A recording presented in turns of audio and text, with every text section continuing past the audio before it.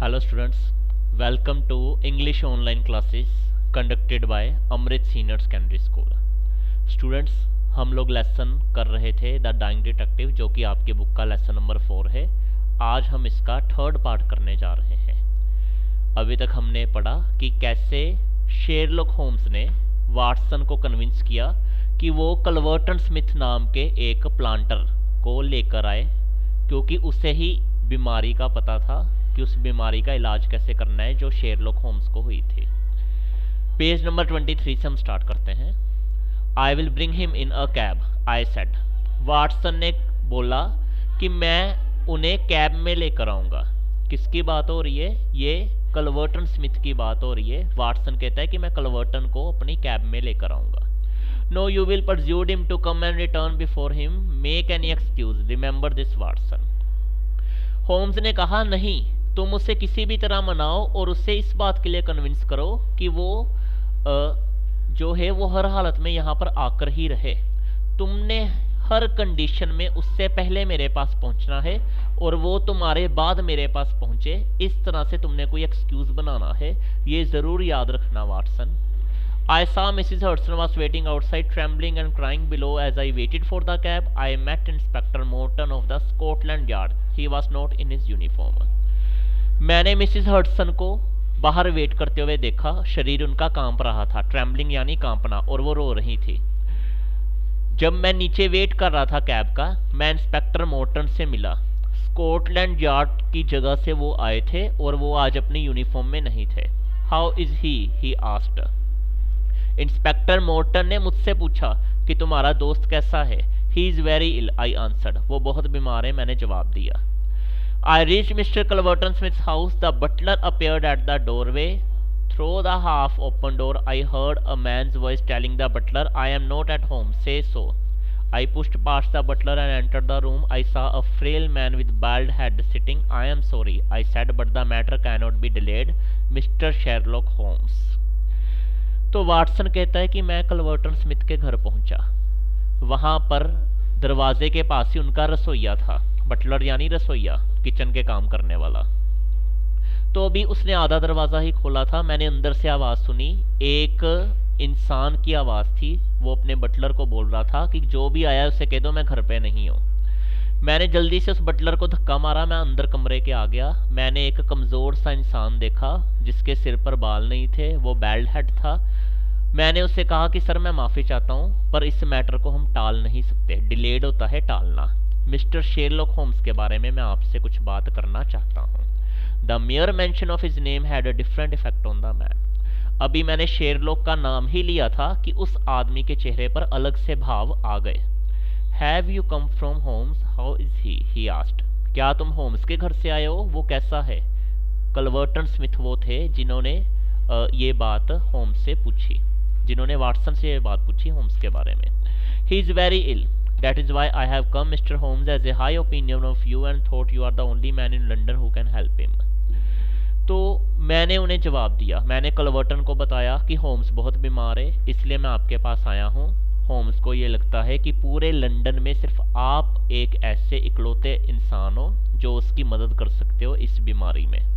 The little man was startled. Startled होता है हैरान होना। जो वो छोटा इंसान था, छोटा इंसान यानी वो शॉर्ट हाइटेड था थोड़ा, वो हैरान हो गया। किस इंसान की बात हो रही है यहाँ पे स्टूडेंट्स? यहाँ बात हो रही है कल्वर्टन स्मिथ की, जिससे वाटसन मिलने गया था। Why he asked. उसने पूछा क्यों? Because of your knowledge of the eastern disease, I replied. मैंने जवाब दिया कि आपको ईस्ट के जो कंट्रीज हैं वहाँ से जो बीमारियाँ आती हैं उनकी आपको अच्छी नॉलेज है, इसलिए होम्स को ये लगता है कि आप उसका सही इलाज कर सकते हो। How did he get it, he asked. उसे ये बीमारी कैसे हुई, ये उसने पूछा। I told him everything. He smiled and agreed to come. Pretending that I had some other appointment, I left him. With a sinking heart, I reached Holmes' room. I told him that Mr. Smith was coming.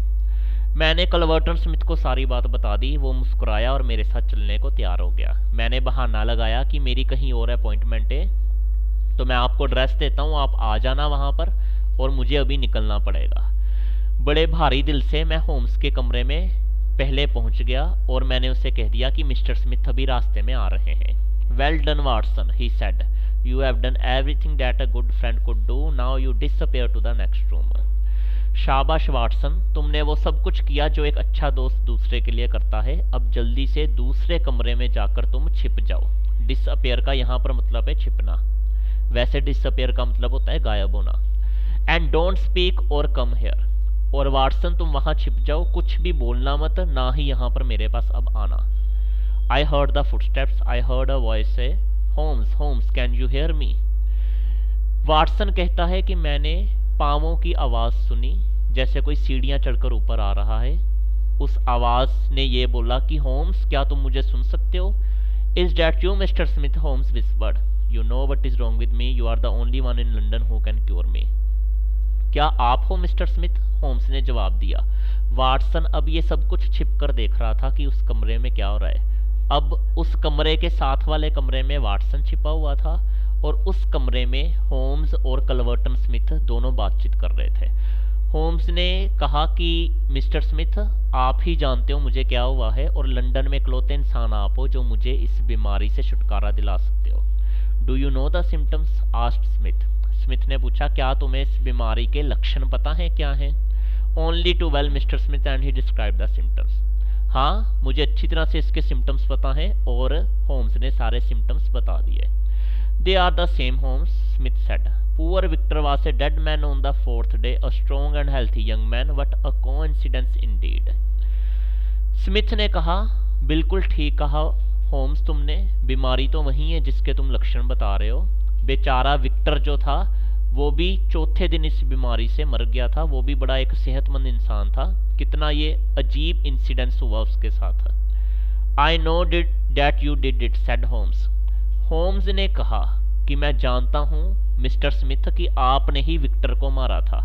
Victor कौन था? Victor कलवर्टन Smith का भतीजा था। कलवर्टन Smith उसके चाचू थे। Well you can't prove it. हाँ, मैंने मारा, पर तुम इसे साबित नहीं कर सकते, स्मिथ ने जवाब दिया। Give me water please, Holmes groaned. Holmes ने उसकी तरफ गुस्से से देखा कि जरा आप मुझे पानी दो। Here I heard Smith's voice, और स्मिथ ने पानी दिया, ऐसा मैंने उसकी आवाज़ सुनी। Cure me please, well about Victor Smith death, you did it, I will forget everything, but cure me, I will forget about it. Please आप मेरी जान बचा लीजिए, आप मुझे ठीक कर दीजिए। मैं जानता हूँ विक्टर स्मिथ का कत्ल आपने ही किया था, मैं सब कुछ भूल जाऊंगा, मैं किसी को कुछ नहीं बताऊंगा, बस आप मुझे ठीक कर दीजिए।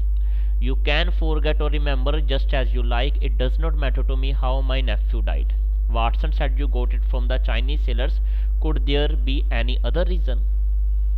तुम याद रखो या भूलो, मुझे इसकी कोई परवाह नहीं है, मुझे कोई फर्क नहीं पड़ता कि मेरा भतीजा मर गया है।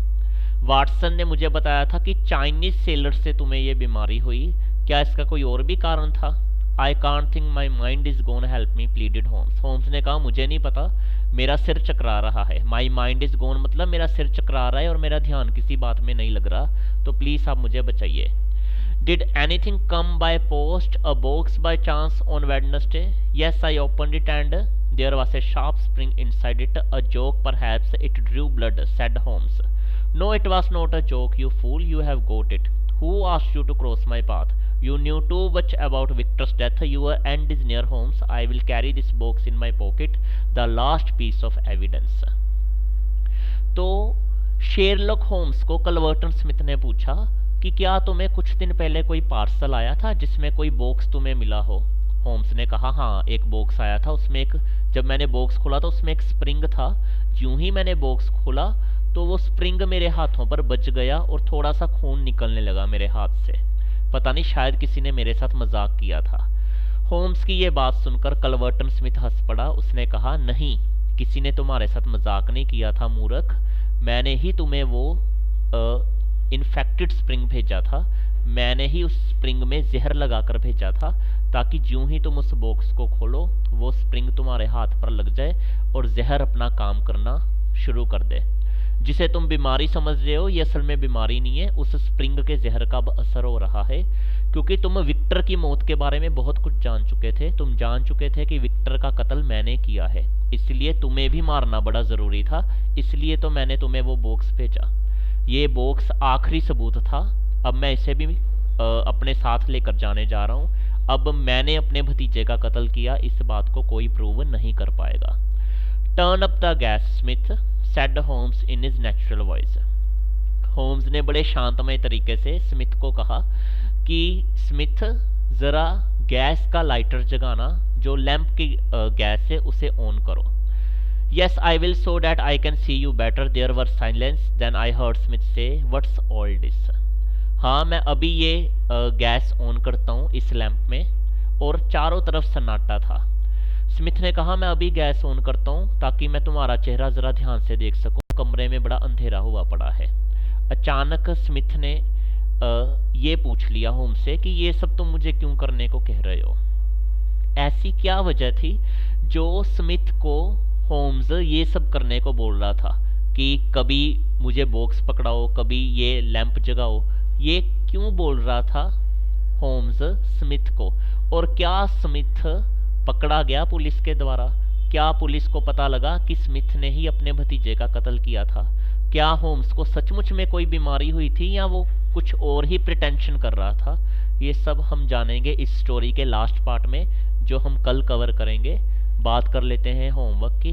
स्टूडेंट्स, आज के इस पार्ट का होमवर्क ये है, आपने कोई भी एक पैरा ले लेना है इस पूरे पेज में से, उस पैरे की आपने ट्रांसलेशन लिखनी है। मैं दोबारा से बोलता हूँ, आपने एक पैरा ले लेना है इस पेज का जिसकी आपने हिंदी में ट्रांसलेशन देनी है।